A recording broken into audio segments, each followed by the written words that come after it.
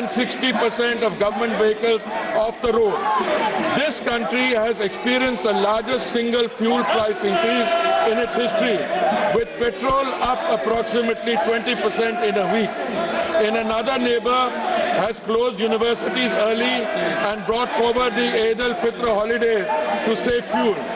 Countries in Southeast Asia have also had to take energy rationing and conservation measures. Honourable Speaker, sir, India's crude supply position is secure and volumes secured exceed what the Hormuz would have delivered. Before the crisis, approximately 45% of India's crude imports transited through the Hormuz route. Thanks to the Honourable Prime Minister's outstanding diplomatic outreach and goodwill, India has secured crude volumes that exceed what the disrupted state of Hormuz could have delivered in the same period. Non-Hormuz sourcing has risen to approximately 70% of crude imports, up from 55% before the conflict began. India sources crude from 40 countries as against 27 in 2006 and 7. This structural diversification, built through sustained policy over successive years, has given us options that other nations find themselves without. Refineries are operating at high capacity utilization. In several cases, they are exceeding 100%. There is no shortage of petrol, diesel, kerosene, ATF or fuel oil.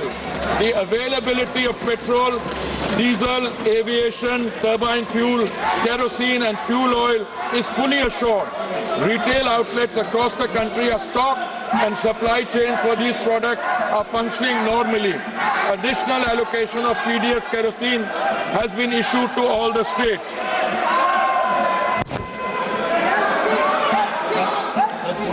Honourable Speaker, sir, natural gas supply has been managed through prioritized allocation and the position is stable, well beyond immediate need. India produces approximately 90 million metric standard cubic meters per day of natural gas domestically. A further 30 million metric standard cubic meters per day was previously imported through Gulf sources, now affected by the force majeure declaration of a major Qatari processing facility.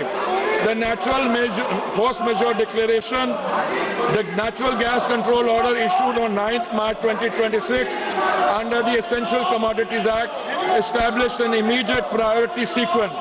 Domestic pipe gas goes to home and CNG for vehicles receives 100% supply with no cuts. Industrial and manufacturing